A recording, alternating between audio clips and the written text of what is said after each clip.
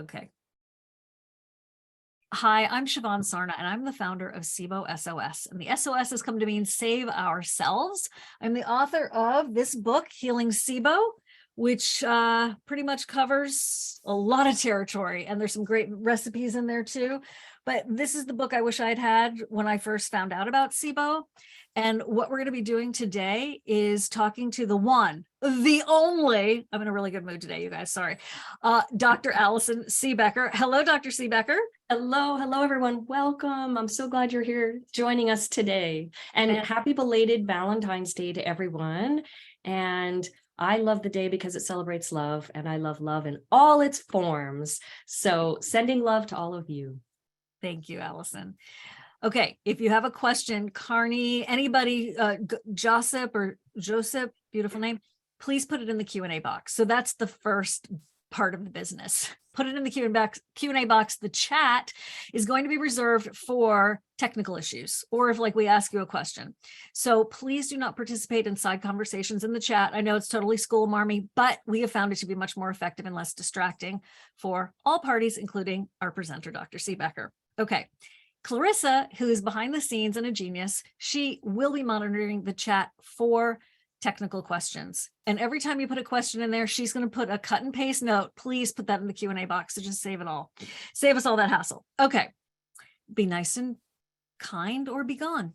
Main rule. Thank you. So it's a public forum. So we say that every time. And we're very serious about that. This is going to be a Q&A session with the one and only Dr. Allison Siebecker. She is truly a SIBO specialist. So if you know someone who knows about SIBO as a professional, there's a very good chance, if they know what they're talking about, that they learned from Dr. Allison Siebecker or one of her premium colleagues like Dr. Stephen Sandberg-Lewis.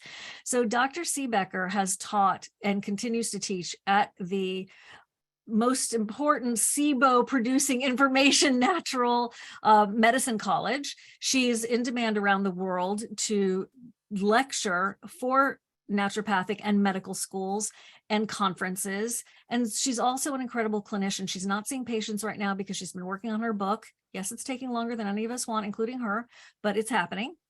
And she is a patient advocate. She and I did the SIBO SOS Summit back in, I think, 2016, and we've continued to collaborate on a lot of different things. So I asked Dr. Siebecker, who I was very lucky to have be as my doctor, and now we're friends, and we share this mission. Hey, doc, could you please make a course for patients, because we're lost and sometimes we need to train our doctors. Anyway, that's how the SIBO Recovery Roadmap course was born. Now, we are going to be getting to your questions. We're going to be pulling in your questions to the course and back and forth. It's on sale right now. We're not going to do like a massive infomercial for it because we don't like bait and switch either. I'm doing full disclosure, but let's get you to those questions with Dr. Siebecker right now. And if you stay until the end, which is 1 hour from now, so let's say 1:05, we do have some very special bonuses for you, just no charge. Glad you're here. Let's learn together. And I'll tell you about those in a minute. Let's go. Hi, Doc. You ready? I'm ready. I'm ready to roll. Okay. Eric. Hey, Eric. What are your thoughts on vagus nerve stimulation via a TENS machine for SIBO and IMO? And can you explain what a TENS machine is, Doc? Yeah, it's used for pain and physical therapy. It gives just some electrical stimulation, transcutaneous electrical stimulation. It's not painful or anything, into the body. And we had a wonderful class given by Dr. Heidi Peterson on using these machines and similar machines for helping to basically encourage our migrating motor complex. So what I can tell you is I haven't done it. And the only person I know who's really applied it to patients is Dr. Heidi Peterson, and she reports success with it, that she's pleased with that. It's something you can do at home. These machines are usually, you take them home and you have different ways is that your cat going by? My cat's tail, sorry. Oh, I love your cat. You do it at home and you have various, ways you use it. So I'm in favor of trying it. And Dr. Peterson says she finds, a useful thing to do. And that's about the extent of my knowledge on it. So We can get those basically over the counter, right? It's CVS, Oh, and yeah. local drugstore. So, I mean, it's worth a try. And if it doesn't work, put it on your tight muscles. It's what, for TENS units, we get them at the um, chiropractor's office all the time. So that's what we've been talking about. I love the idea. Sally, hi, Allison. Have any of your I patients had mucus in throat, chronic LPR because of SIBO? Question mark, question mark. Mine hasn't gone away in over a year and was diagnosed with SIBO on Thanksgiving. I'm just wondering if it's related. I've seen patients with this, and LPR is laryngopharyngeal reflux, and it's a little bit more complicated than gastroesophageal reflux. Usually a little trickier to treat. So I'm so sorry you have it. I'm sorry, it hasn't gone away. I think it's often a condition that is hard to manage, hard to make go away. I mean, it's not that it's impossible. It's common that it's a bit tricky to treat. I don't have a clear line between saying that like SIBO causes LPR. We know that it can just generally lead to acid reflux because of a couple of reasons. One, the motility in the stomach and small intestine is not moving downward normally, so this can allow things to sort of accumulate. And then also the gas that accumulates, that the bacteria make, that we see in bloating and distension, that can have an upward backward pressure. And so then, you've got those two things together, not moving and a bit of a pressure, the acid can come up. Is this specifically in line with LPR? I can't say. They could just be both coexisting at the same time. Certainly, I think the SIBO could be making the LPR worse, and then maybe the SIBO led to it. I just don't have a clear line for that. So certainly treating the SIBO, getting that bacteria level down, should improve the symptoms of the LPR, I would imagine, to some degree.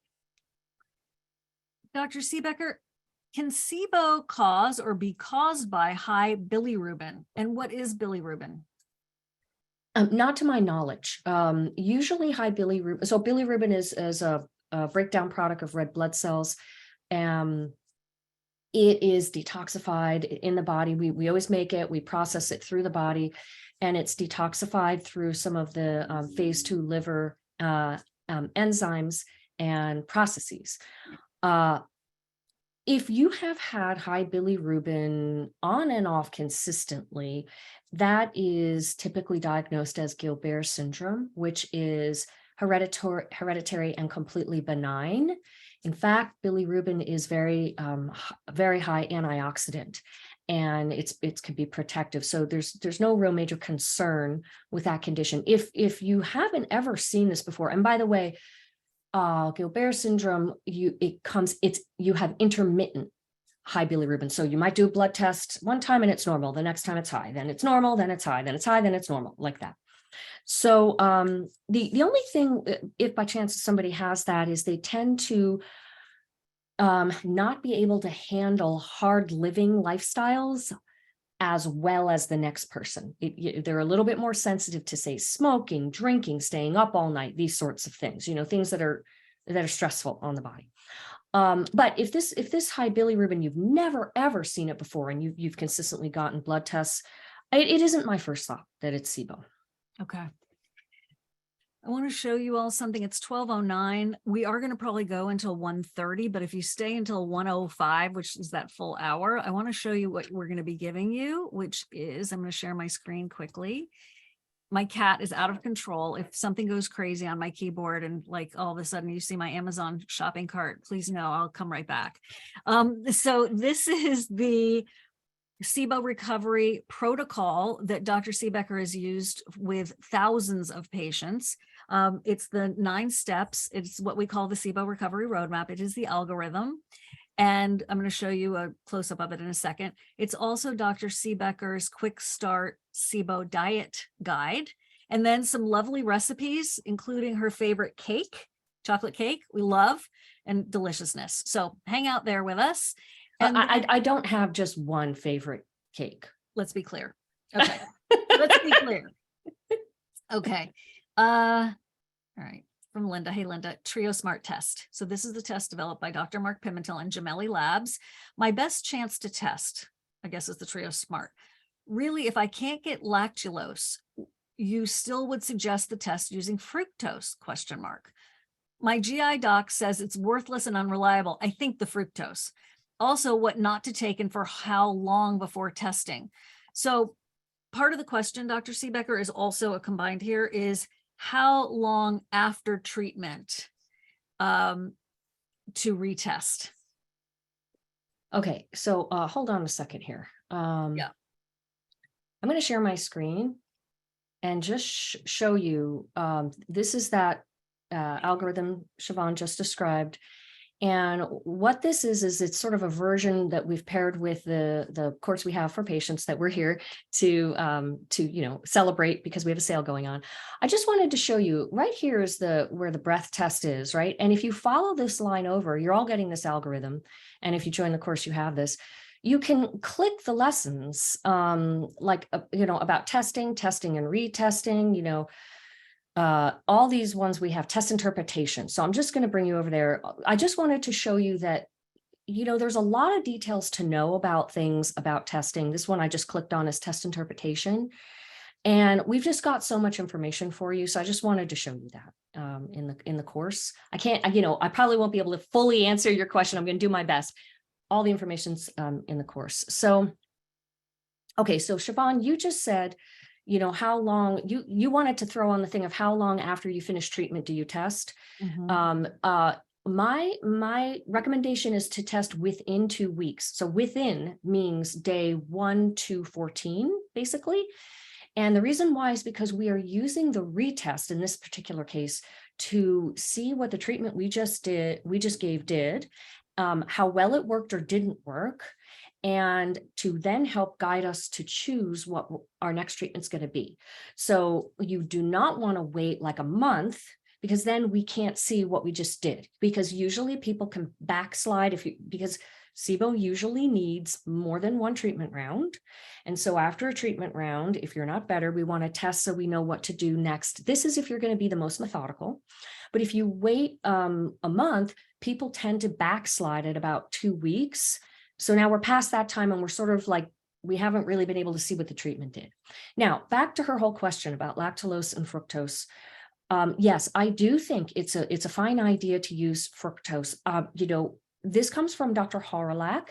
He did an in-office study comparing glucose, fructose, and lactulose. And he found actually the best was when you did both a lactulose and a fructose test separated by maybe a day or so. That was the best way to make sure you're finding SIBO and giving you the sense of the gases. Next best was fructose alone. And then next best was lactulose. So he was completely shocked by this.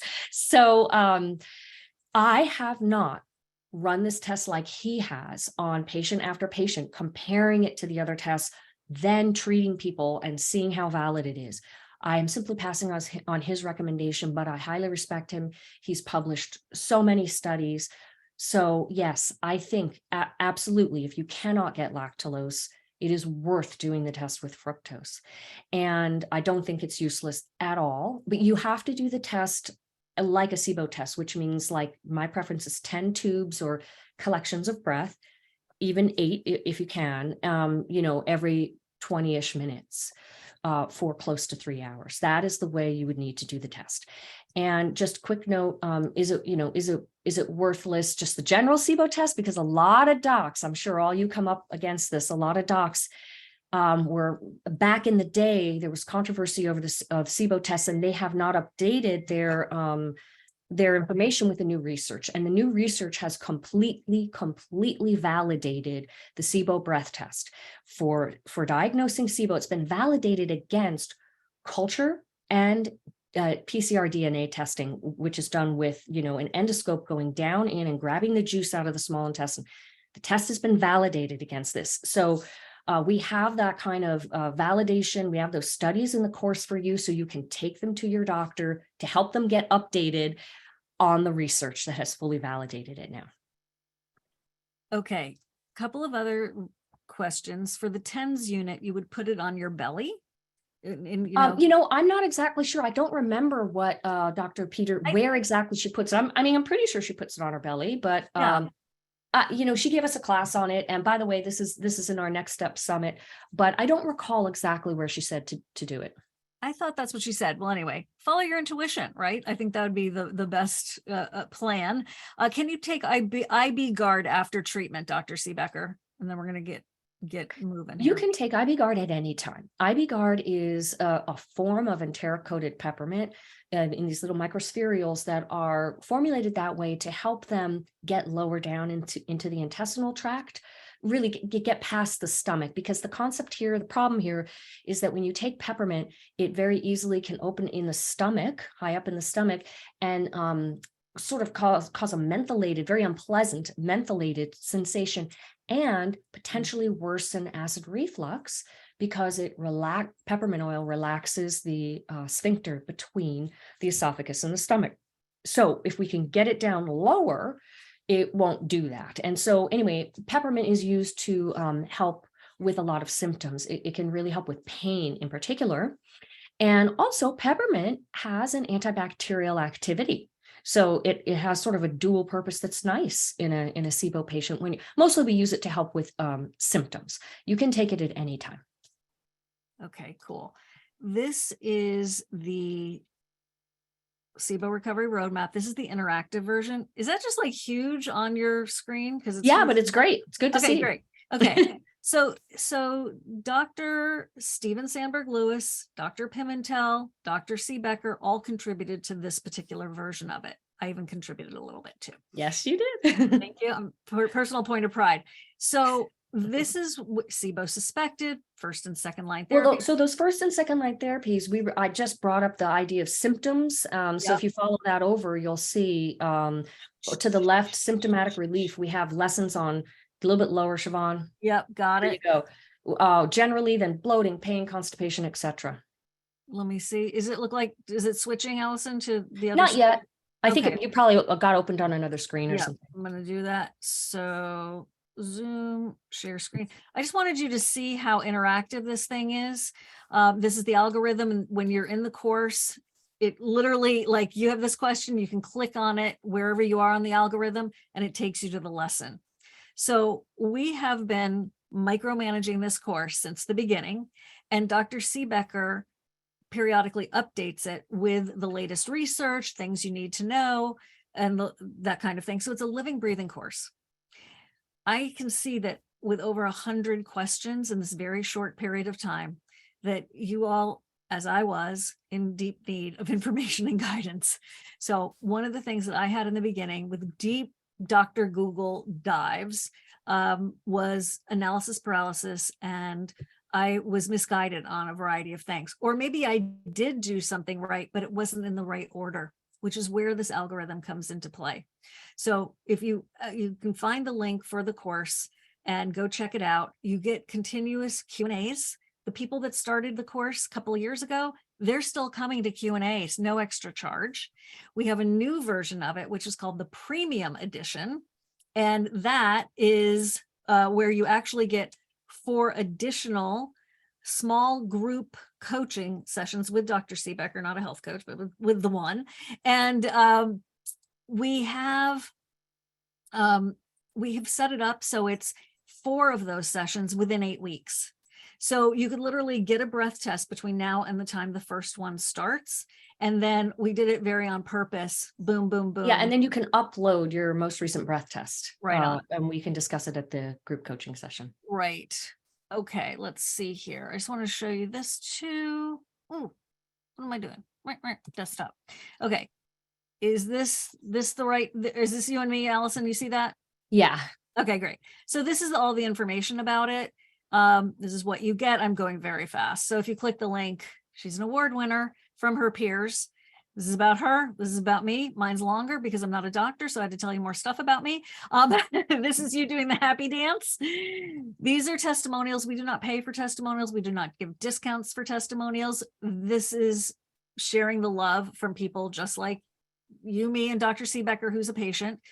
We traveled together to different locations and did this course for you. We got in person together to do this. Here are some of the lessons and slides. Dr. Siebecker is a phenomenal teacher and communicator. Steve and Kanu offered up to do these videos for us because they wanted other people to know how special this is, that the step-by-step proven protocol and method really works.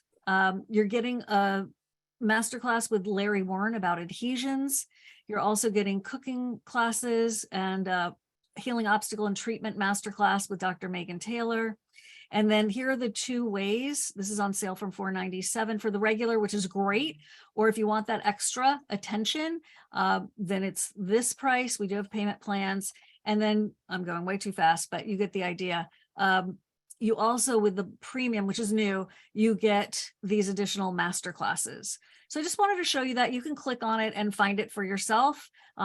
And then we have a very extensive frequently asked questions. Okay. This is a phenomenal tool that you'll be able to go back to time and time again. And pretty much almost every question that you all have is answered in the course. And by the way, with those Q&As, we have a no shame policy, which means you do not have to have gone to the course and done homework or done anything like that to attend the Q&As. Obviously, it's better for you if you do, but we're all busy. I get it. And so if you're like, oh, there's a Q&A coming up, I haven't done lesson 27. No problem. Just come. And even if you don't have a question, learn from others. On we go. Allison, this is a wild card. Are you ready? Yeah. What can we do or use if COVID is our root cause? Okay, so I haven't heard of COVID causing SIBO yet. I don't know of any proof on that or documentation. So this is really interesting. If this is truly suspected and proven, we have to think about what would the mechanism be. What I know is fact and proven is with viruses is that I know viruses can actually cause diabetes. And diabetes then can cause nerve damage. I mean, basically, is there a way in which the virus itself damaged the nerves that then create the migrating motor complex, or created another condition that then did that? Did it create hypothyroid? If there's nothing else going on in you, nothing proven at all, and someone has proven a link that your COVID caused it, we need to know, basically, we would need to know a mechanism of action to know if this is going to be ongoing and chronic or not. So what I'm doing is throwing out the most common physiologic underlying cause of SIBO, which is slowed migrating motor complex. Did that virus do that in some way, and how? And then once we know that, we can know, is it permanent? Is it not? What do we need to do to correct it? Will just getting rid of the virus get rid of it? If so, wouldn't it already be gone? I'm not sure. Well, I mean, what I do have to say about that is you do have to get the bacterial levels down, but then potentially it wouldn't come back if there's no more reason to have your migrating motor complex slowed. So I would need a lot more information to know. I have no medical. I told you it was a wild card. Yeah, no medical. Yeah. Like we've had classes on COVID and long COVID. Dr. Weinstock. Well, he did say, did he not say he thinks it could increase the risk of SIBO? Felt it could be a contributing factor. Yeah, I didn't feel like he was going, this causes that. So I just would need more information to be able to give you a proper answer, right? All right. Okay. We're going to move on, Dr. Siebecker. That was a rabbit hole. Jax, I just want you to know, when I said that you should use your intuition about placing the TENS unit on your body, please follow the instructions, of course, on the device. Is it an FDA approved medical device? Chances are the one you're buying at CVS is. So use your common sense and do not put it on your face or your heart or your bone. Thank you. Okay, so we're just going to move on from that. That was my assumption that you all would read the instructions. All right, does 5-HTP in Prokine have any bearing on the MMC? Is it safe to take long term? Okay, so 5-HTP is is like basically like a precursor that can help make serotonin in the body, and what it can do is basically pardon me stimulate serotonin receptors. The problem is that there are a lot of different serotonin receptors. So, and they're named with like numbers, like 5-HT2, 3, 4, etc. receptors. And so when you just take 5-HTP, we don't know what receptor it's going to be able to stimulate, or have a reaction with. The reason this matters for the migrating motor complex is because this is one of the ways in which that it can get stimulated, is through serotonin receptors. But it's not all of them, right? It's certain ones in certain ways, and some of them actually can decrease it, some of them can turn it on. It's one of the ways prokinetics work, is through the serotonin receptors.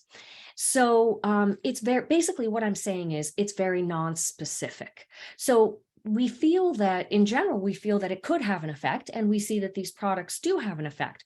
But really, we believe the main effect is coming from the ginger root, because that is a proven prokinetic. 5-HTP can and could have activity. That's why it's in there, but it's not as reliable. Now, can it be taken long term? In my understanding, yes. I haven't heard. Now, look, I have not read the full literature on 5-HTP, but I have not heard of any dramatic concerns that have ever come to my attention that it is something that you can only take for a short time. So so anyway, I love that product. It's great, and I love that those things are in there. The methane level is 104, and let's see, wondering how many rounds it may take to resolve SIBO. Like for each treatment, Dr. Siebecker, if it's a successful treatment, and for those of you who don't know, in SIBO, it's often that you have to take multiple treatments, which is very unusual for a condition, right? Like back to back. How many rounds would it take to drop to the negative breath test from like? Okay, so I always say when I discuss this that this information is gold. Yes. So we know that on average, okay, there's going to be some cases for more and less. Pharmaceutical antibiotics and herbal antibiotics bring gas levels down about 30 parts per million. Okay, it could be much more, it could be less. We're just saying average. So for those two types of treatments, pharmaceutical or herbal antibiotics, if you take 104 and divide it by 30, you get 3.4.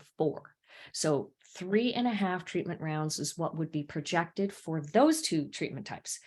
If you used elemental diet on average brings gas levels down 70 parts per million. So 104 divided by 70 is 1.5. So when you get these half numbers, 3.5, 1.5, what you can do is you can make one of your treatment courses be longer. So the elemental diet has been studied to go from 2 or 3 weeks. Same with pharmaceutical antibiotics. You could extend potentially to 3 weeks, depending upon the agents you're using and the history and the specifics of the case. And herbal antibiotics can be extended to 6 weeks. So that's basically like 1.5 rounds. So you would make, for elemental diet, you would probably plan on 3 weeks or you could stop at 2 and test. And for the others, you would plan on 3.5 rounds. So, that depends on the weeks for each. Okay. I want to take this moment and show you guys something, because this is exactly how the algorithm works, which is right here. So I know it's really big, but no matter where you are with your health right now in your SIBO, IMO, you will be able to follow this. So it's not just, hey, I'm brand new SIBO suspected. Whether you have, partial improvement, not better, you get the negative SIBO breath test, this takes you through. So you can come in at any time. Let's say, heaven forbid, you get a relapse in a year. Come on in, right? So that's how this all works. And we're getting some questions, Dr. Siebecker, about the elemental diet. So here it is in the purple. I go over here to the elemental diet. I'm going to have to do another window and share my screen. And there you go. So this is the lesson on the elemental diet. These lessons are short. Some of them are super short. Some of them are a little bit longer, 21 minutes here. Dr. Siebecker very much on purpose created these so they're short, learnable, quick, focused, exactly what you need, no fluff, but all of the right details that you need to be able to effectively do what you need to do. We also have discounts for you for different. It's on two times fast, fast speed, which is a nice handy thing you can do yourself when you're, depending on how you learn, you can speed it up or slow it down. But also when you join the course, you do get a discount for over 20,000 professional grade supplements, as well as also on some elemental diets like integrative therapeutics and other ones that are made. So Dr. Siebecker, can someone have tea? If you don't know what the elemental diet is, why don't you recap what that is? And can someone have tea while they're on it, Dr. Siebecker? Yeah, it's a medical food beverage. Usually comes in powdered form. We mix with water. In its basically nutrients in their most pre-digested form. We use it as an antibacterial treatment. What it does is it's giving us nutrition we can absorb very quickly and easily into our bodies. But that happens so fast, there's not a chance for the bacteria to be able to eat it and ferment it. And over 2 to 3 weeks, they get starved. So that's how we use it. It's very effective. When you do it, you are supposed to not have anything except for the elemental diet, beverage, and water. But I do think some black tea would be okay. No sweetener of any kind, not even stevia, is really recommended. And it's tough. And no cream or no plant milks, nothing like that. What we're trying to do is eliminate all kinds of possible carbohydrates, except for the kind that is right in the shake itself, which is either usually glucose or a maltodextrin. The other thing is you can experiment. You can go ahead and try different things, and maybe little bits of things will be okay. Just keep in mind that's an experiment. So, what some people want to do is it's like they don't want to mess with their efforts. So they want to just do it as close as they can to the way it was studied. Dr. Pimentel studied this for SIBO to find the success rates. And other people are like, I'm going to try it, So, I mean, one thing I can say is that what a lot of people do is they'll have like a poached boneless, skinless chicken breast for those who eat meat with it, because that then doesn't really have much of any carbohydrates. It's just protein. So. And someone would ask this also of Dr. Pimentel, could they have black coffee? And what he said was it hasn't been studied. And to your point is, why would you want to mess with your efforts? And also, like, I get why someone would want coffee, so it's a personal decision. Krista, so she has a question also about the elemental diet and parasites. Because elemental diet is so very sweet, will it feed parasites if they're in the small intestine? Now, the other part of that question is, for many, is will it feed candida?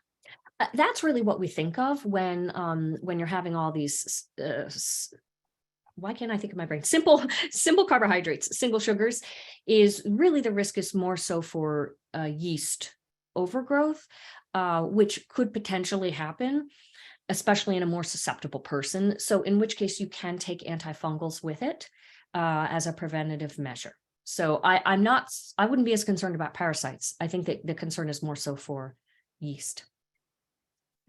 I'm going to stop the recording for a second. From Samantha, do you think that environmental toxins like mold would have a significant impact on gut health and SIBO? Yes, in fact, we consider mold in particular to be an underlying cause of SIBO. It has been shown that the mycotoxins can slow the migrating motor complex, slow motility. There's a lot of articles on that, actually published articles on that. So it's probably one of our most challenging underlying causes.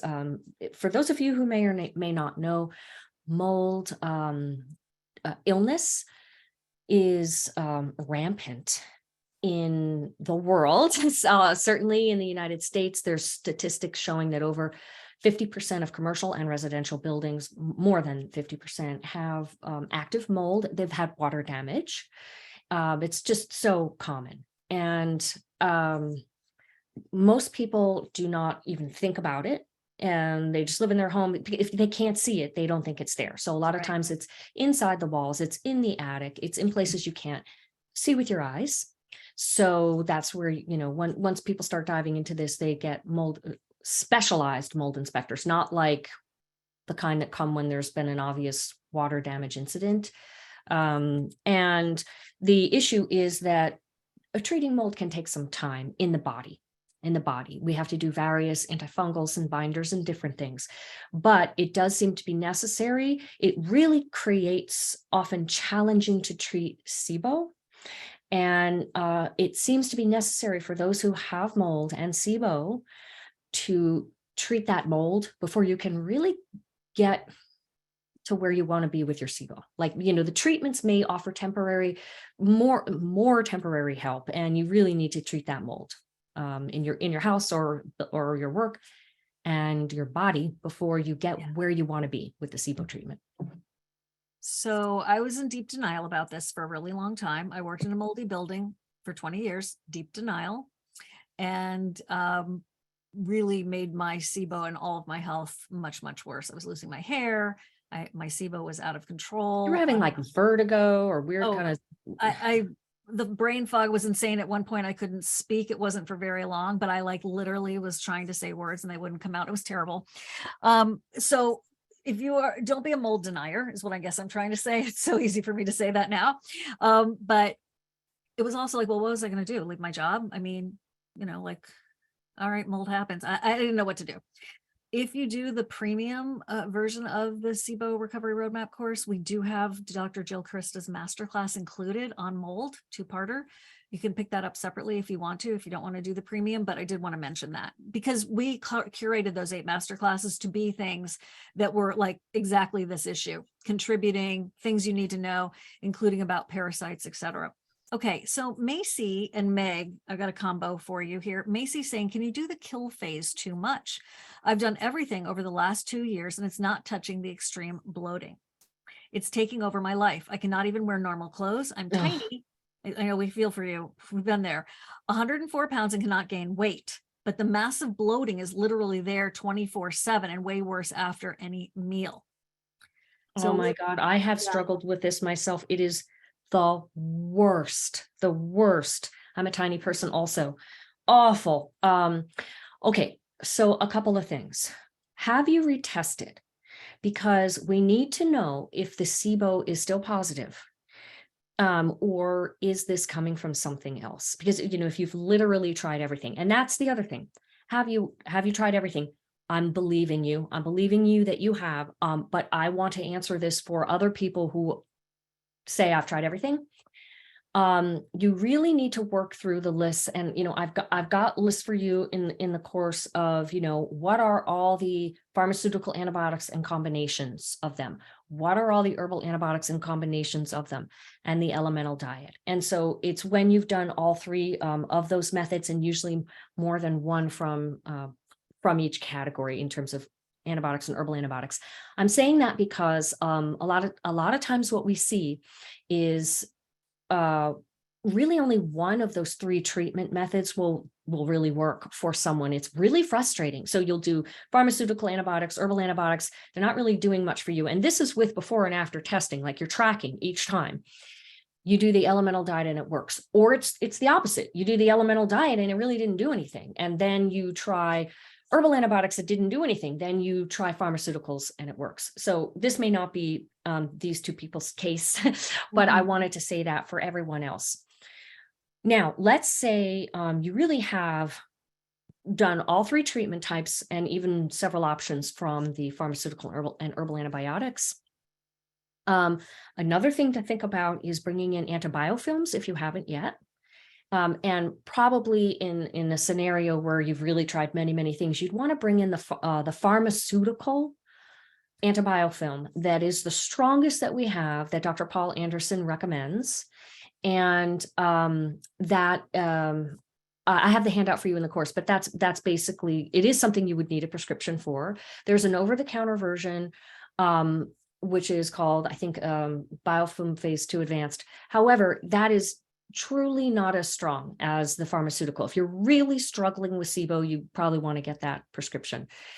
Now, the last thing I want to mention, if you've really, tried all of this, is, and you're sure you still have SIBO, is what things could be really hindering the situation here. Mold is one of the first things I think of when someone cannot move the needle after trying all 3 treatment types on their SIBO. Okay, so like that can really prevent one from getting better. And getting the SIBO down. Another one is parasites, actually. We've had Dr. Gurvich gave us a class on how that can really be the crux to getting the SIBO better. So I think we've included a parasite masterclass in the premium edition as well. So those are the things I would think about. Okay, I wanted to get to you, Diana.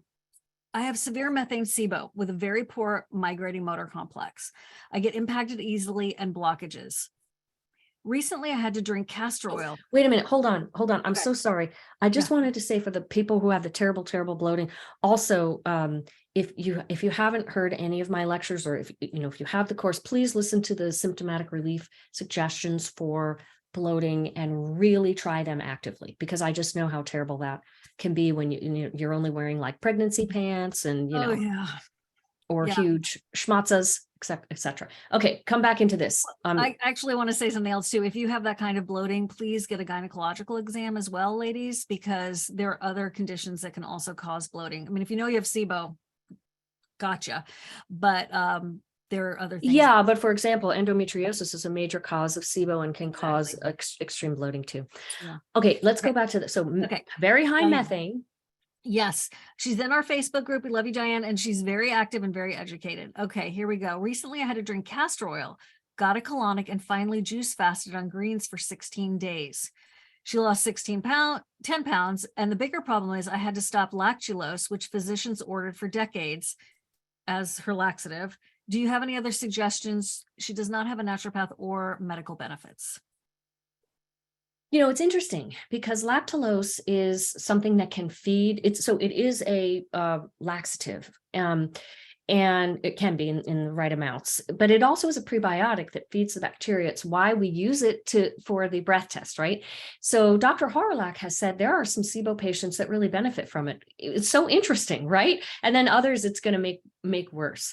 But basically, it sounds like what you're asking is what would be an alternative laxative for you because you have bad constipation with methane. I mean, I will answer that, but the very first thing I want to say is, what are you doing to treat your very high methane? And I hope that you have good guidance. I don't know if you're in our course and have seen all the treatments that you can do yourself. It sounds like you don't have a practitioner who you can find help from. But there are treatments to do to get that methane down. That would be key. Next, my favorite laxative is magnesium oxide. And there's one particular one I happen to like. And the reason I'm going to mention it is because some people say that when they take magnesium oxide, they get cramping. You can get cramping from any laxative, by the way. Any laxative in any person could cause that or might not cause it, right? So it's just like a matter of seeing if it's a match for you. But the one that I've found doesn't seem to cause too many people cramping is by the Vitamin Shop. Vitamin Shoppy, they spell it right. So magnesium oxide, and I would think if you have really bad constipation, you'd want to start around 1,000 milligrams a night. But I don't know what you'll need. And laxative dosing and magnesium dosing is finicky. So you need to find what's right for you. You need to usually take it for about 3 nights in a row till you find its effect on you when you're first starting it. For all we know, you could, only need 800 or something like that, or milligrams, or you might need more. So that's my favorite one. Many people also use high dose vitamin C. You can also team up on that. You can use 1,000 milligrams of vitamin C and then, 1,000 milligrams of magnesium, and then add in vitamin C to it. I would start there. There are other things you can go to, but I would start there. Okay. You guys have such great questions, and my heart goes out to you. Both of our hearts go out to you all, because we are with you. There is hope, though. You know, that's so important. This is the thing. I mean, you know, like we were just talking about that horrible bloating, and, you know, like, I'm not going to stand up right now, but I'm not bloated right now. You know, Awesome. I've been eating, you know, many meals a day. I just had breakfast. So, you know, this can happen for all of you. It can happen. You know, you can get really good. I have chronic SIBO, but I have excellent symptomatic control. And by the way, my SIBO just relapsed. That's what chronic SIBO is it relapses. And it was a tough one this time. I was treating it since September, and it took until the beginning of February.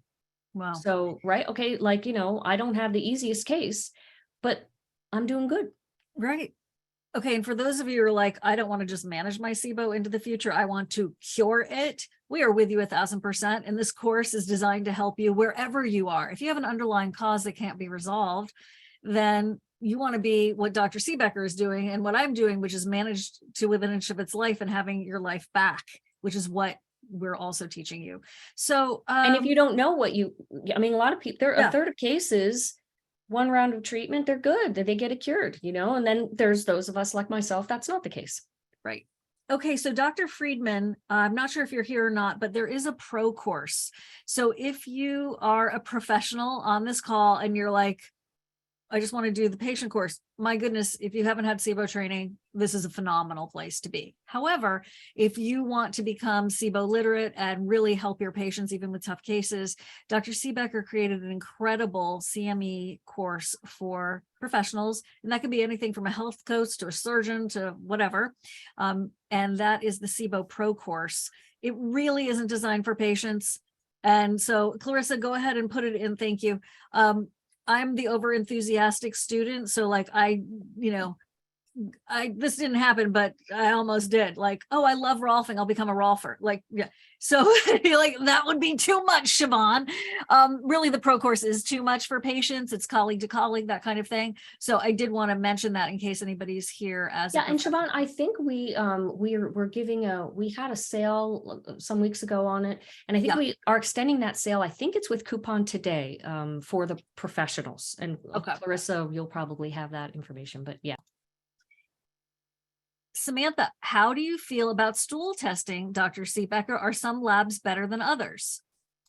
In general, I feel very good about it. I recommend that when someone's when they have digestive troubles and they're going to get tested, let's say it's the beginning, that they get a SIBO test along with stool testing.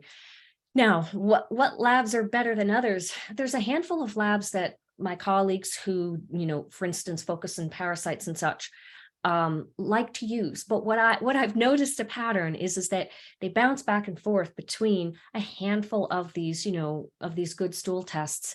They'll I'm not happy with this one, and then they'll go to this another one. They'll go, this is the one I like. I'm using this one. I'm really liking it right now. And then they'll go, wait a minute, no, now I'm not. And they just bounce around between a handful of them. So I guess why I'm telling you that is there really isn't just one perfect stool test, and there's a few that are a lot of them use and seem to like, right? So like I don't know, Siobhan, what are those ones? It's like GIFX, I think, by Genova, Parasitology Lab, GI Map, Parawellness. There's a handful of them.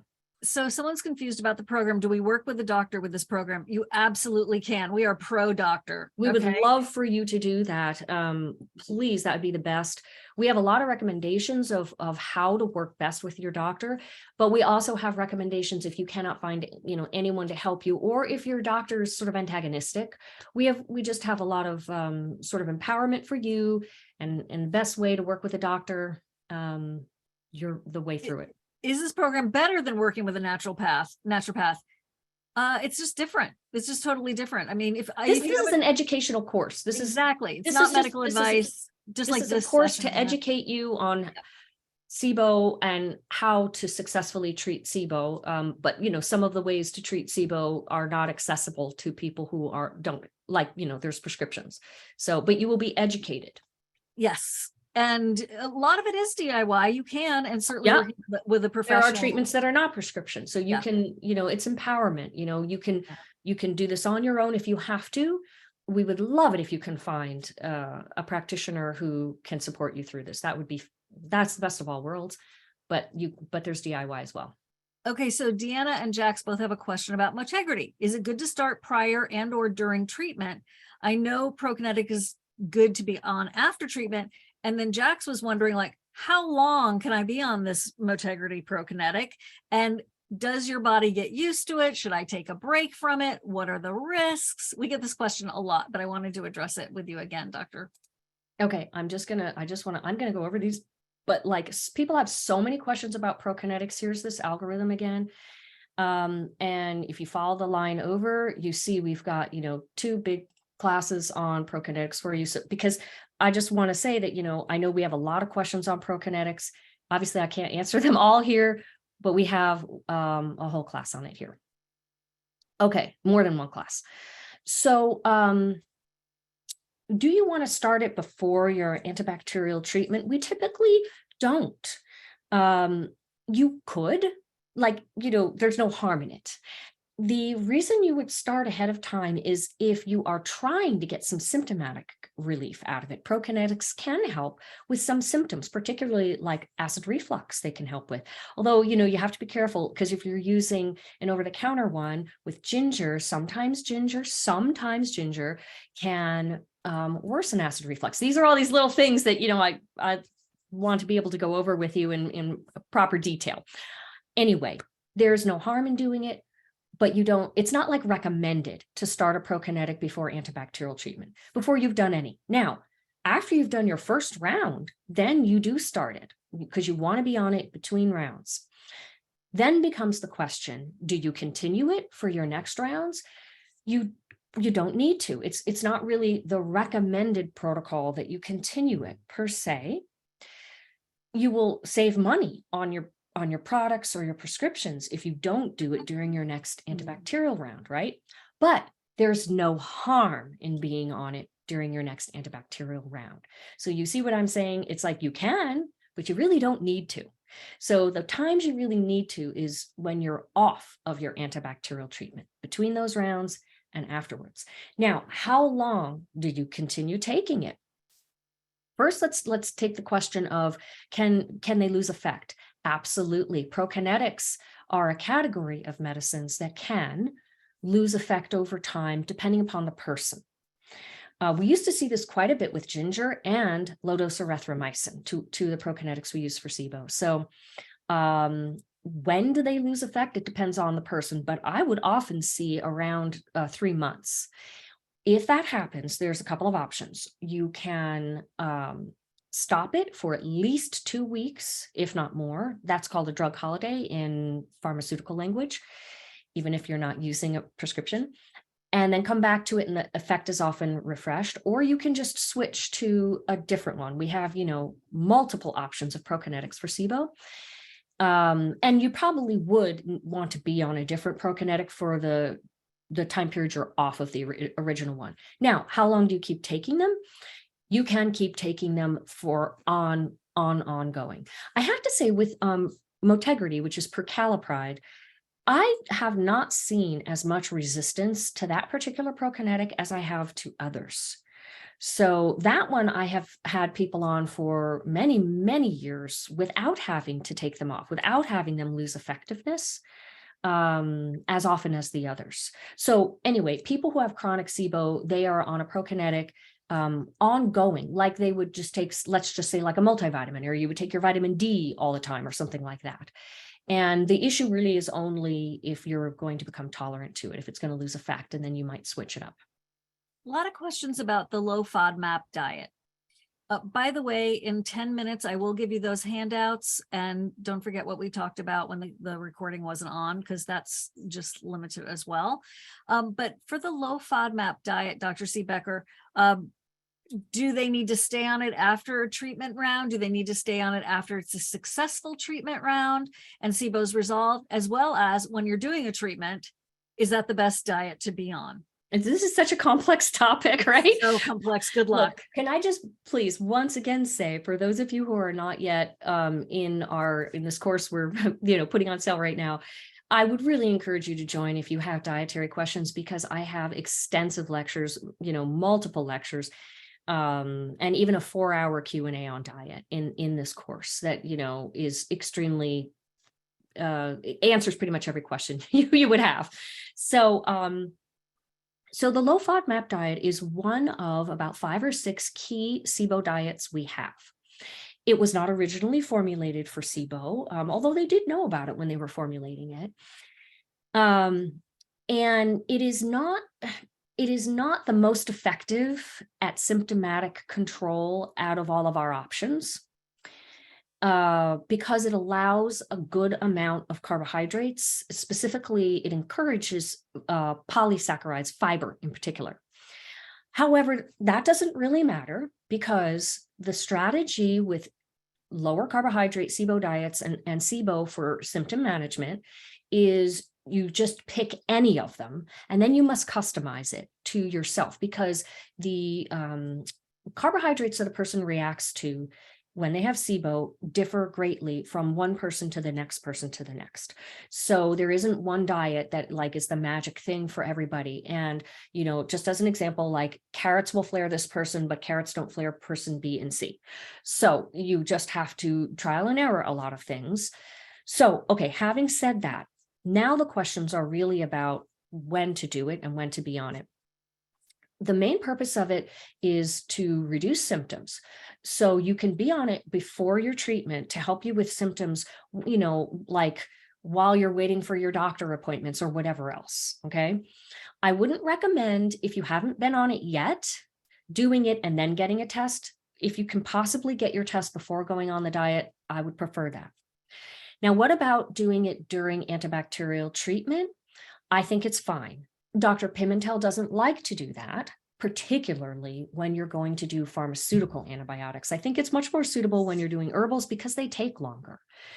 There's a concern and a question, is it compatible to do them together? You guys, myself and Dr. Sandberg Lewis, and the people we've taught and our colleagues, we had all of our patients on diet while they were doing their antibacterial treatment rounds and had excellent success getting people negative tests. I just haven't found it to be true in my experience that there's any problem with being on a SIBO diet and doing antibacterial treatments. Now, what about after? If you're already on one, then what you can do is, maybe a week or so after your treatment's over, you can begin expanding your diet, because the bacteria is down. So now you will not be making as much gas, and the gas causes all the various symptoms. So you will not be so sensitive to foods. If you've never been on a diet and you finish your antibacterials, it is still advised that you go on a diet as a preventative measure, but you can go on a less restricted one. So that would be like the low FODMAP diet or Cedar-Sinai diet. That's Dr. Pimentel's diet. These allow more carbohydrates, and you can expand those to your tolerance. So last thing I want to say is diet is really important for the prevention phase. What is the prevention phase? It's once you've gotten your symptoms 90% better or a test negative.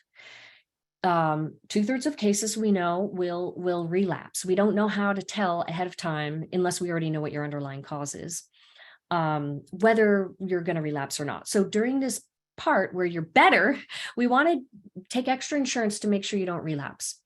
And we do a prokinetic and some kind of a SIBO, reduced carbohydrate diet that can be expanded to tolerance. And I just want to say the concept here. It's kind of like, what the diet does is help to maintain whatever level the bacteria are at. So like if you do a SIBO diet in the beginning, when you have a lot of symptoms, I think they could lower the bacteria maybe a little, but basically what you're doing is you're calming the situation, like you're not letting the bacteria level get worse. And so same thing, now that you're done and you're in the preventative phase, you've gotten the bacteria level lower, you want to sort of maintain that lower level. And that's what the SIBO diet can help with. It's like not throwing fuel on the fire. The fire is maybe still there to some degree. We don't know in all cases here after SIBO, but you don't want to like throw gas on it. So that's what the diet does. Hopefully that answered. That was a lot. I handled a lot there. So, Yeah, that was a lot. Ruth Ann, so don't be confused. Are prokinetic drugs designed to increase motility and not kill the SIBO bacteria? Oh, Correct. so prokinetics are not antibacterials. So, so let me just bring the algorithm up again here. Let me just show you. Oh, I got to go back. Okay, so the main treatments are antibacterials. These three: antibiotics, herbal antibiotics. Oh, these are antibacterials. SIBO diet sort of floats out on its own. It's sort of its own thing. Helps control bacteria levels. It's not an antibacterial like these are, right? It just doesn't have that ability. Prokinetics are not antibacterials at all. So we use them after the rounds and when you're better. So prokinetics, all they do is help stimulate the migrating motor complex movement in the small intestine itself. They don't stimulate a bowel movement in the large intestine. They're not something you would like feel or know because they don't produce bowel movements. They're not laxatives. They just help stimulate the clearing out of bacteria out of the small intestine on a daily basis. So that's what prokinetics are. Okay. Clarissa, would you do me a favor and please put the handout link in the chat, because it's been an hour. I want to honor my word of saying that we would give you all that at the hour mark. So you're going to be getting that interactive roadmap, and the links, because you're not in the course yet, will take you to the ability to sign up for the course. But once you have the course, then the links will take you to the lessons. And so Clarissa just put the info in the chat. Okay. Okay, so the sale on these courses goes away tonight at midnight, February 16th.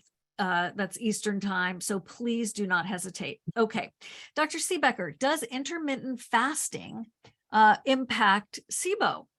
And what is meal spacing and what's the difference? Yeah. So intermittent fasting is really, in my mind, for SIBO, kind of a form of meal spacing, which is something Dr. Pimentel suggests long ago, and we all very much heartily agree, for symptom control and really even just, calming that, maintaining the levels of bacteria, calming it, not letting it get worse. And what it is giving time for the migrating motor complex to work in the day, which it normally would do if you're not snacking or having beverages other than water between meals. And the optimal time would be leaving 5 hours where you're fasting between meals. 4 to 5, you do what you can, but I just wanted to give you the optimal. So there's all different styles of intermittent fasting. Some people just eat, they fast for 23 hours. They eat like one meal a day. There's some people that fast for, 18 hours or whatever it is. But one old school style form is just eating 3 distinct meals a day with no snacks. So that is highly recommended for SIBO. Intermittent fasting in general will help SIBO because it gives more time for the migrating motor complex to work. And also when there's less, assuming a person's eating carbohydrates, which is all plant food, right? When there's less carbohydrates going in, there's less symptoms that are going to get created. So, people feel better when they don't eat. And this is a condition that is triggered by eating. Horrible, right? Just horrible. There it is. Okay. I have over 200 questions, guys. We've answered over 50 at least. So we are doing the best we can.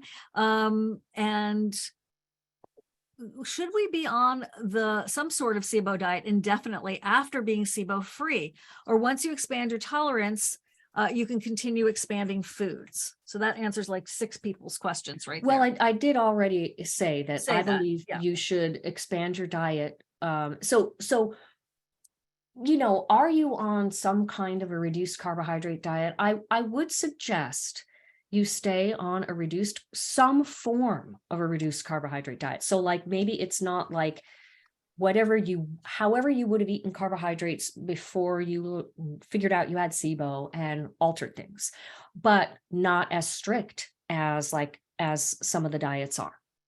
So let me just give you an example. Let's say you're following FODMAP, let's say, and you find you can have 1/8 of a cup of lentils. I mean, FODMAP says you can have that. Let's say you do that and you're not having any symptoms. And then you expand it to, 1/4 of a cup or 1/3 of a cup, and you're not having any problems. I don't see any issue. Okay. So that's now, how long do you do this for? Dr. Pimentel honestly says forever. But the thing of it is, there's 1/3 of cases that really are done. They're never going to relapse. They don't have an ongoing underlying cause. So, how do we assess that? Honestly, I would say give it a year. Give it a year after your test came negative and your symptoms went away, because it's a common pattern that many people only relapse once a year. So I would just get yourself past maybe a year on some kind of a slightly reduced carbohydrate diet. And then maybe if you were still good, go back to whatever way you want to eat. That's what I would say. Okay. Let's talk about adhesions, Dr. Siebecker. Could a cesarean section surgery cause SIBO? So what is an adhesion and what can we do about it? Yeah, so adhesions are internal scar bands. They're like tissue that look like long, like, I don't know how to say it, like a fiber band. And they what they can do is they can cause partial obstruction in the small intestine, depending upon where and how they form. And that partial obstruction will mean that the bacteria can't get cleared in a daily fashion out of the small intestine with the migrating motor complex, and then we'll back up. So the main reason that adhesions form is from injury, and one of the main injuries is surgery. So a C-section would have a potential to cause adhesions that could partially obstruct the small intestine. It is a possibility, as is any other abdominal surgery. Any abdominal surgery has that potential. So I would say that in general, we would consider adhesions, abdominal adhesions, to be the second most common physiologic underlying cause of SIBO after deficient migrating motor complex. Okay. All right. Yes, that's very, very important. I've just been diagnosed with MCAS, which is mast cell activation syndrome. Yes. And advised that although I have been treated for methane SIBO for the last few years, my bad bacteria in the large intestine and not the small intestine.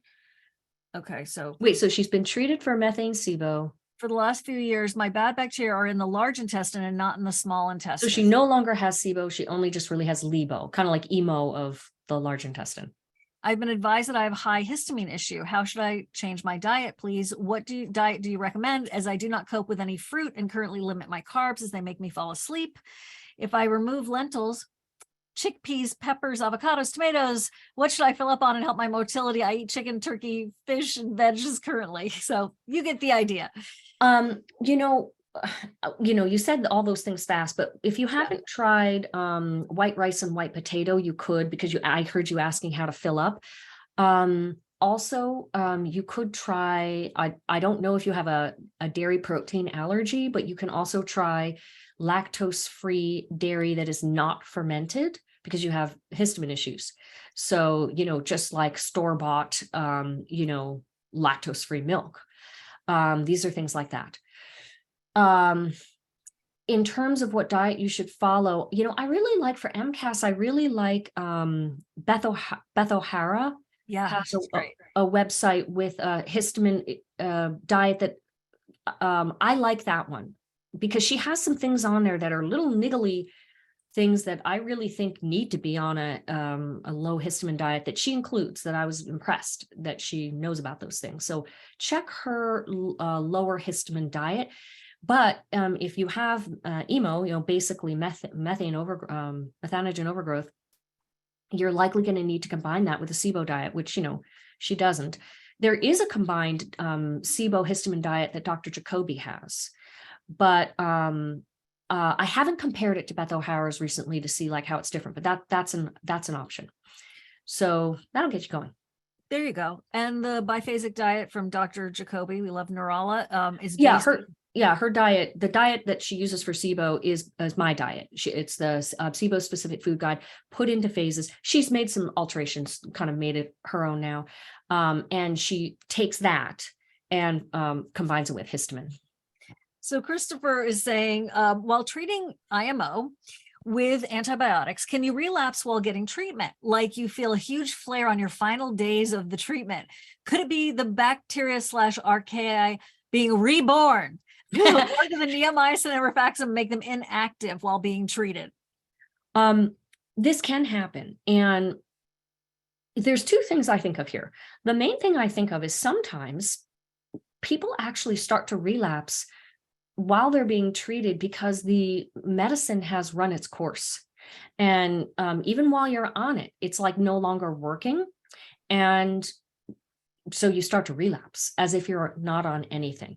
This is actually really common, although it doesn't usually happen at the end of 2 weeks. It happens more like longer. Like for instance, with herbal antibiotics, practitioners will put their patients on them for 2 months. But I find about 6 weeks is all you can get out of effectiveness out of a treatment. So, coming up around 6 weeks or 7 weeks, people's symptoms are starting to come back because the medicine has run its course. So that's one thing I think about. The second thing is there's this odd pattern that I've seen with some patients where it's like they get die off at the end of the course. I don't really know what it's about, honestly, but I have seen it. Oh, that's interesting. Yeah, I have seen this pattern. And, what do? We just do the same thing we always do. When the treatment's over, we retest, absolutely retest, assess how are the symptoms and are they still there, retest, and progress forward if it's still positive with another treatment round. We don't really do anything different. You just keep methodically working it through. That's the thing. We have 5 minutes left, by the way. This methodology is very stress relieving because when you have SIBO, sometimes we can get into, speaking for myself, SIBO panic. And the anxiety of like that next bite of food and do I have the right supplements and what about this and what about this, which I lived for years and was a nightmare. It was so consuming that I ended up writing a book and doing docuseries about it. And, and just, I didn't want anyone to go through what I went through. And so, there's this interesting balance, right, Dr. Siebecker, about like working a plan and relieving yourself of the multiple decisions that you have to make and guesswork. I lost at least a year of treatment time by guessing and not doing things in the right order. This is why I just brought this up to share screen. I just wanted people to see this is the methodical approach and everything is explained in order. We were just talking about the person who is like having a flare of symptoms at the end of their treatment. What does that person do? When they're done with their treatment, they go on a prokinetic. That's usually within a couple days of finishing this here. And because that person was having symptoms.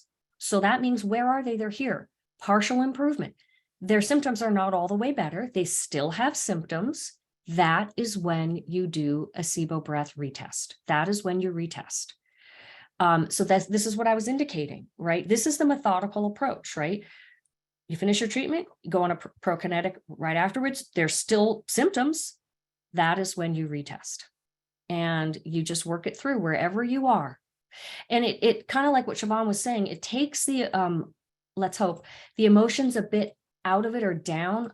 I'm susceptible. Everyone's susceptible. You care about your health. You don't want to feel bad. You want to get better. We have all these emotions. Just when you have a flow chart like this, it's just like, I'm just going to plug it in and hit play. And then right. If you've been dealing with any kind of health issue for a while, I think you'll probably be relieved to think for yourself. I'm not even going to think about it. I'm going to whichever plan step I need to. I'm going to let that take its course. I've got 3 weeks on that or whatever. I'm not even going to think about it.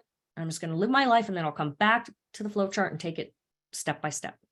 Dr. Siebecker, when you were doing this, how did you validate this protocol, if you would, please? Because I know you've worked with this successfully for thousands and thousands of patients, and the other people have taken the SIBO recovery roadmap, and you teaching all the pros and all of that.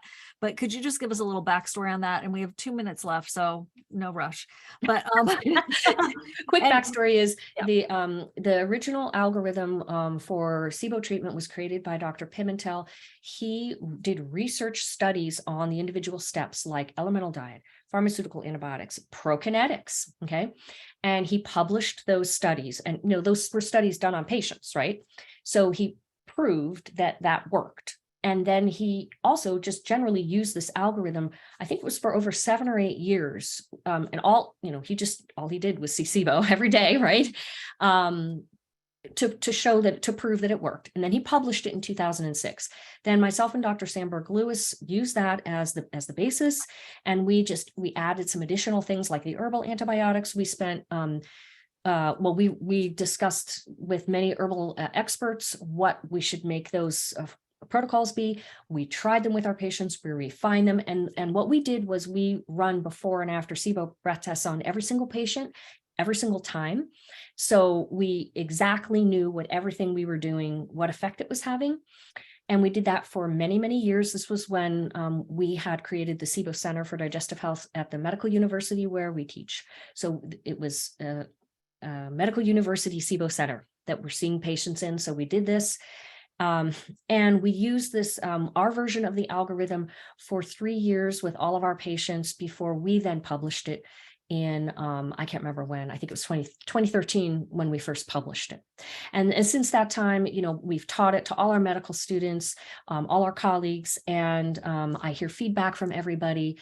And, I've refined a few little things. And so it's just in the exact, this is the most updated form that it's in. So it's complete. So basically what I'm trying to tell you is it's extremely well proven and validated with both studies, Dr. Pimentel's clinical experience, myself, Dr. Sandberg Lewis, all our clinical experience. It's a very, very good method. It's not that you can't alter it. You alter it however you need to for the situation you're in. But it's an excellent framework. I find that doctors who are not fully SIBO literate or well-educated on SIBO miss very important steps like prokinetics, we didn't discuss this, but, there's various combinations of antibiotics or herbal antibiotics you need for each gas.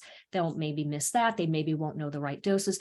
Most of them are not retesting when a person still has symptoms. A lot of times they're not even doing the test in the first place to even know if a person has SIBO. You can't even know what treatments to give unless you know what the gases are there and in what severity. So anyway, this whole flow chart, what this is all about is success, right? It's about what will sort of save you the most headache, time, wasted effort, and just get you the most success. But what I will say is that, sorry, Siobhan, I'm probably running over, but No, it's fine. basically, I find what a lot of people do is they don't want, whether it's doctors or patients, they don't want to use a methodical approach at first. They want to just throw things at it and see what will stick. And I think that's like a normal human instinct. No problem there, right? No problem. Right.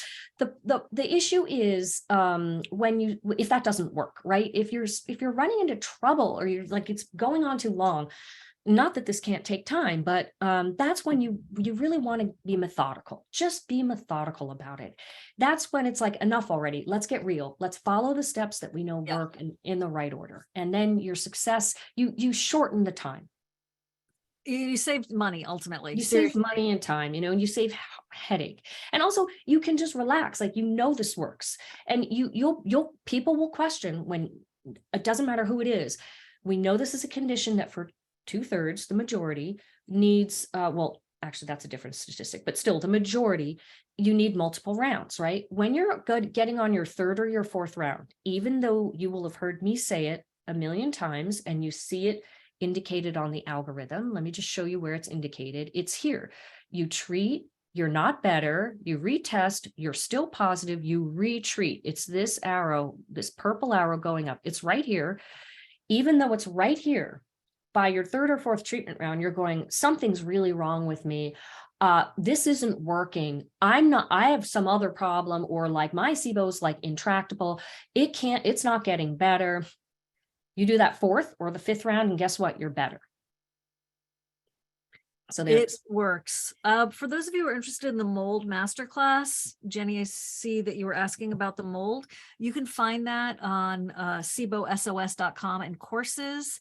And then this is the information about the course, because somebody's asking, well, how much is it, etc. So here it is. You get cooking classes, you get the adhesions masterclass with Larry Wern, and then we just added a premium edition per your request for extra. That's a good way of putting it, extra support, if that works for you. So it's normally around $500. Today it's $298. That price goes away tonight at midnight. And you get all the course and all the bonuses that are in that particular bucket. And then if you want the premium, you're getting 4 extra exclusive small group coaching sessions where you're going to be able to upload your breath test. It's not a substitute for a doctor's visit, but it is much more focused. It's smaller. We only have 5 spots open left for that. If you can't do that, that's totally fine. Do the main SIBO Recovery Roadmap course. So many people had incredible success with it, based on, what everything Dr. Siebecker was just saying. You get the 40 lessons, the 5 in both systems, live Q&A sessions throughout the year, searchable transcripts with a trick on how to search, quick start guide for the diet, printable tons of handouts, guides, and research studies. I mean, you can become your own SIBO expert, right, for yourself. Unlimited, we do not say that in a year this goes away. You have the unlimited access and the ongoing course updates and the ongoing Q&As. Cooking classes, there's the adhesions. Dr. Siebecker's Gold, the underlying causes masterclass, the SIBO diets masterclass that she's been talking about, the treatments masterclass, updated with hydrogen sulfide treatments, the Prokinetic masterclass to help you with all those questions about Prokinetics. And then if you want the premium, you're getting the 5-group additional small, we only have 5 spots left, coaching sessions with that small group, bacterial infections and parasites with Dr. Ann Hill, stool testing with Dr. Gurvich, mold SIBO part 1 and 2 with Dr. Jill Christa, and then the SIFO and SIBO with Dr. Kapadia and Dr. Rao. And then the class on constipation with Dr. Kimball was amazing. And then SIBO and Lyme with Dr. Messenger. So we've done over 50 master classes. We curated these 8 for this premium edition because we really felt it dovetailed all of those concerns so perfectly. So that's what I wanted to share with you. We are going to wrap it up. Dr. Siebecker, thanks for going for 90 minutes with us with these questions. And my absolute really pleasure, everyone. Thank you so much for all your wonderful questions. And I just want you to know there's really hope here. You can feel better when you have SIBO. It's a really treatable condition, you guys. And for goodness sakes, the effectiveness rates on our antibacterial treatments are incredible, like up to 90%. All right. It just might take a couple rounds or, a few rounds, but you can feel better. You can. And you don't need to know your root cause. Yes, it's great to look for it and search for it. Absolutely. But that's not a prerequisite for feeling better. So I wanted to make sure that you knew that because that's a really good point.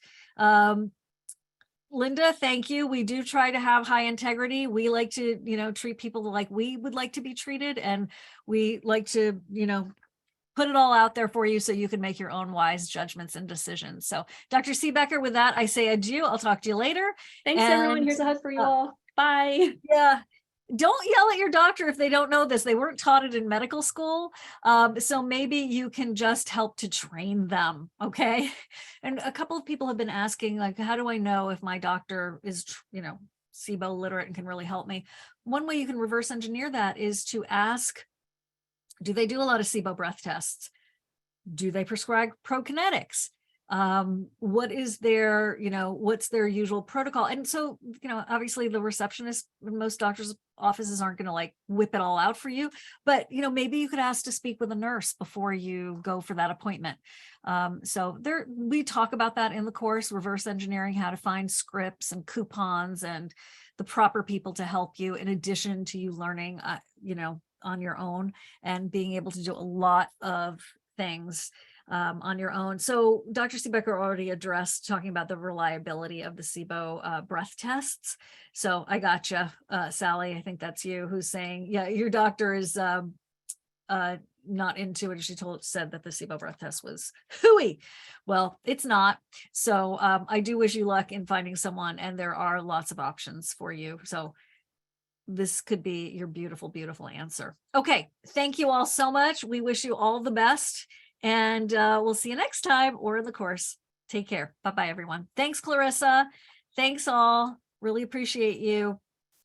I am going to just keep it open for just another minute so that you can grab the links. We do have a pro course. If you're a professional, from health coach on up to surgeon, grand poobah, doctor, whatever. We've had a full range of people in that course that are professionals. So it's not a patient course. You won't be happy. Trust me.